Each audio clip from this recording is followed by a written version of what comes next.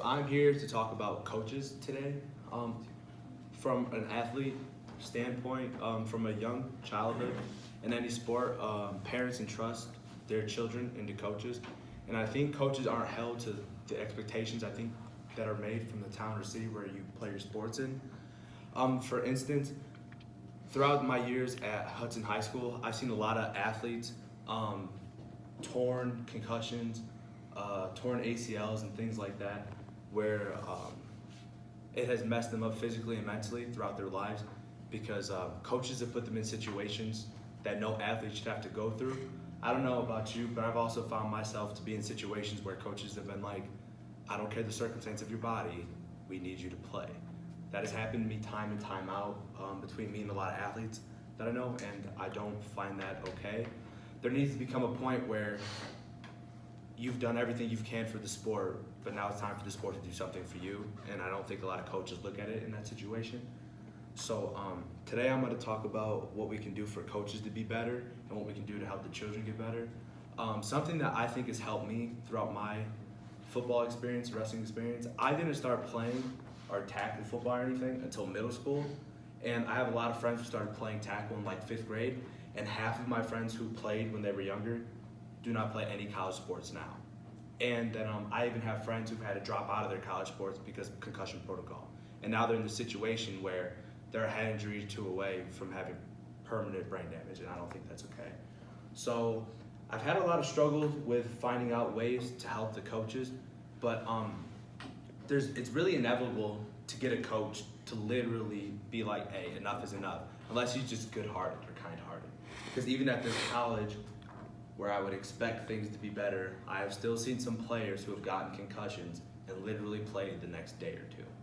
And I mean, you could talk about willpower you want or how strong somebody is, but your brain is not something to play with, and it needs to be taken serious, regardless of circumstance or regardless of how stubborn the athlete is. If he is in serious danger, he should not be on the field, in the rink, any circumstance. He shouldn't be out there.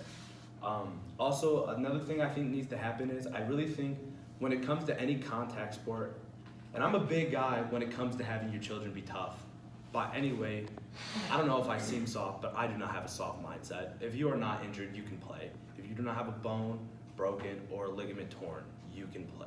I don't want to hear any excuses about it. But at the same time, there's a thin line that needs to be drawn, and I think the ages for any actual contact, I think, needs to go up in the world. I don't think you should be able to make contact, like for football, for instance. I think the stipulation should be 6th to 7th grade is when I think you should be able to start playing tackle football.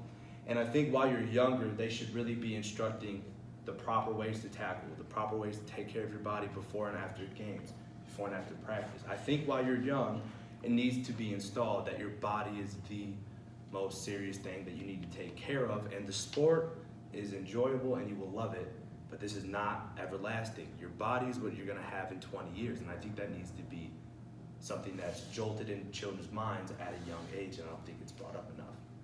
And then off that, when you get to coaches, I was lucky enough to have a very good training staff at my high school.